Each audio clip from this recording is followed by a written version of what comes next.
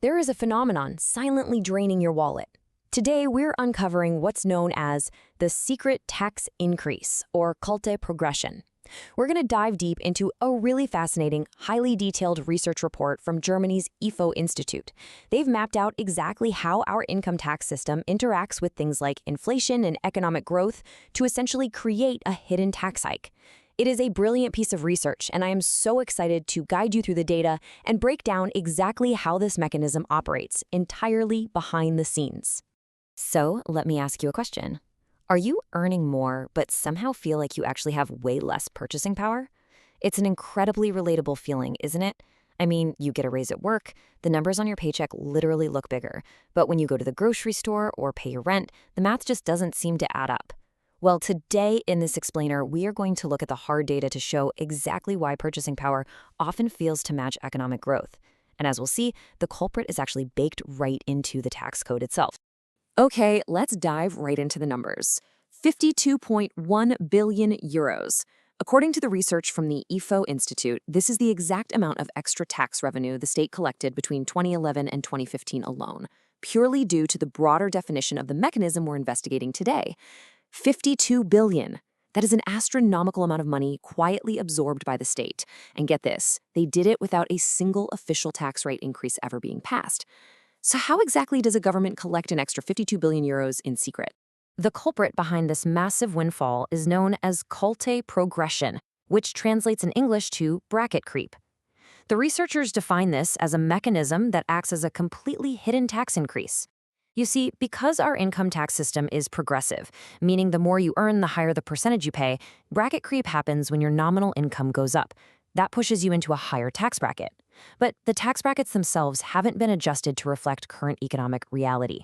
The IFO Institute notes that this effectively bypasses democratic control, simply because the state can steadily increase the tax burden on everyday citizens without ever having to hold a vote on a tax hike. Now, the researchers separate this phenomenon into two distinct categories, which is absolutely crucial for understanding how it works. The first is bracket creep in the narrow sense, or im engeren Sinne. This one is driven entirely by inflation. Imagine your boss gives you a 2% raise, but inflation for the year is also exactly 2%. Your real purchasing power hasn't changed at all, right? You can buy the exact same amount of stuff as last year.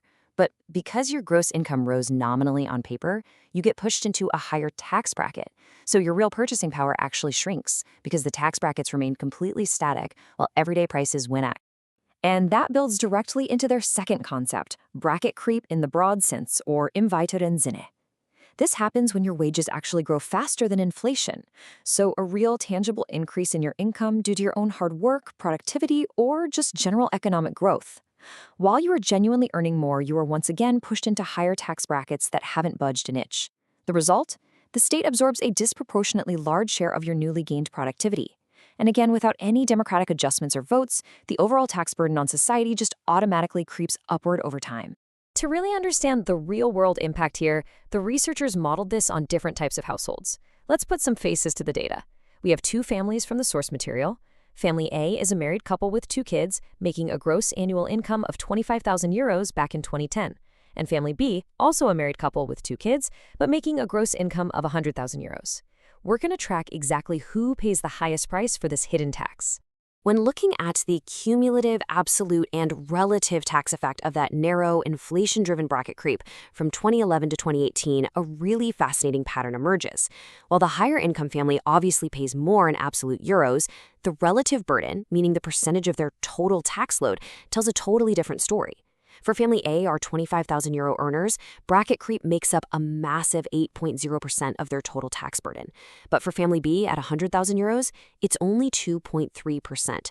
So the data clearly shows that inflation-driven bracket creep hits lower and middle-income families the absolute hardest relative to what they actually pay. But wow, just look at what happens when we factor in the broad sense. So including both inflation and real wage growth, the contrast becomes incredibly stark. The relative burden completely spikes for the 25,000 euro family, accounting for a staggering 37.2% extra tax burden cumulatively over those years. That is huge. Compare that to the 100,000 euro family who experienced just a 5.0% relative burden. The researchers emphasize that this dynamic drastically squeezes the lower and middle classes, shifting the intended distribution of the tax burden entirely without any legislative approval. Now, you might be wondering, hey, doesn't the government ever step in and fix this? Well, they do, but it's highly sporadic. If you track the share of narrow bracket creep over time, you will actually see political corrections dipping the burden significantly toward 2016 and 2018. This represents moments where the government stepped in and manually adjusted the tax thresholds and allowances. However, the researchers point out a really critical flaw here. These manual corrections only happened after years of excess burden had already accumulated on the taxpayers. Plus, they generally only targeted inflation, ignoring real wage growth entirely. To really drive that point home, the IFO Institute's data reveals that even with those sporadic political interventions, the absolute euro amounts of the hidden tax burden consistently rose over the decade across almost all brackets when looking at the broad sense.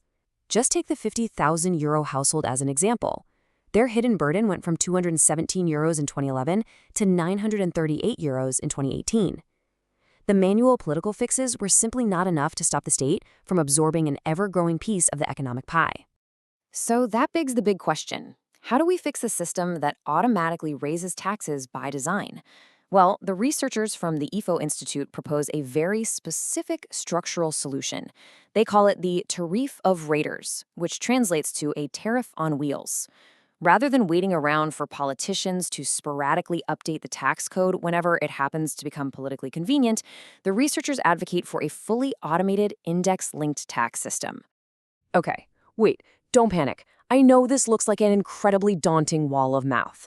For a brief second, we can just sit back and appreciate the complex calculus required to index progressive text years. But do not worry, we absolutely are not doing algebra today. We're actually going to translate this exact economic formula into plain, everyday language that makes perfect sense. Because here is what all that math actually means in practice. The tariff on wheels operates in two simple automated steps. Step 1. Every single year, the system measures the exact rate of inflation and overall nominal wage growth. Step 2. Instead of waiting for a lengthy political debate, the tax thresholds, the points where you jump to a higher tax percentage, they automatically slide upward to match those economic realities. So if inflation is 2%, the tax brackets shift up by 2%. It is that simple. Your real purchasing power is protected instantly. The crucial point here is understanding the core benefits of this proposed system. First off, it entirely prevents those secret, unvoted-on tax hikes we've been talking about. Second, it maintains the intended distribution of the tax burden, meaning the lower and middle classes aren't slowly, painfully squeezed out over a decade. And finally, it stops the state from disproportionately absorbing the productivity gains of its citizens.